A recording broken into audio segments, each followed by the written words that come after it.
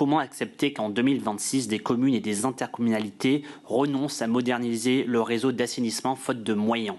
Dans ma circonscription de Seine-et-Marne, plusieurs communes de la communauté de communes des Deux-Morans devaient être raccordées au réseau collectif. Aujourd'hui, l'intercommunalité est contrainte de revoir sa stratégie face à l'explosion des coûts.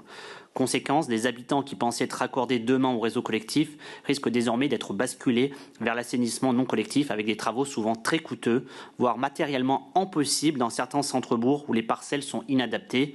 Je pense notamment à Orly-sur-Morin. Les habitants et les élus locaux ne contestent pas les exigences environnementales.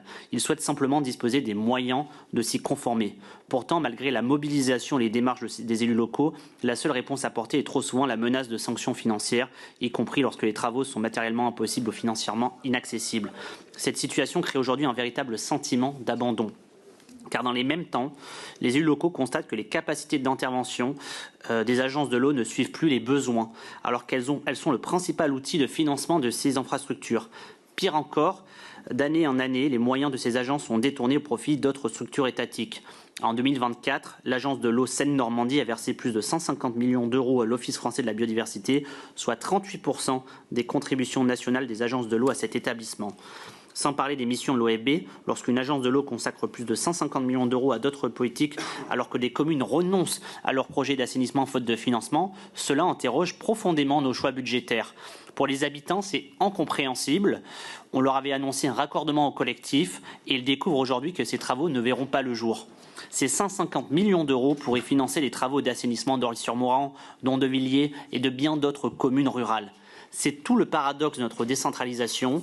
L'État a transféré la compétence aux intercommunalités, mais sans leur donner les moyens financiers d'exercer pleinement cette responsabilité. Au final, ce sont les élus locaux qui doivent répondre aux habitants sans disposer des moyens nécessaires. Lorsque des communes rurales renoncent à moderniser leur réseau d'assainissement faute de financement et que des habitants n'ont d'autre choix que de rejeter leurs eaux usées dans le milieu naturel, il est légitime de s'interroger sur les priorités. Les élus veulent agir, mais l'État ne leur en donne plus les moyens. Il faut garantir que les besoins liés à l'eau potable et à l'assainissement soient pleinement couverts. Le principe selon lequel l'eau paye l'eau a longtemps constitué un équilibre largement accepté. Aujourd'hui, beaucoup d'élus ont le sentiment que cet équilibre s'effrite, alors même que les besoins d'investissement explosent. Monsieur le ministre, comment le gouvernement va renforcer l'accompagnement financier des communes rurales confrontées à ces difficultés d'assainissement? Et surtout, pouvez-vous nous garantir que les budgets des agences de l'eau seront sanctuarisés et prioritairement consacrés aux infrastructures d'eau potable et d'assainissement, conformément au principe fondateur selon lequel l'eau paye l'eau?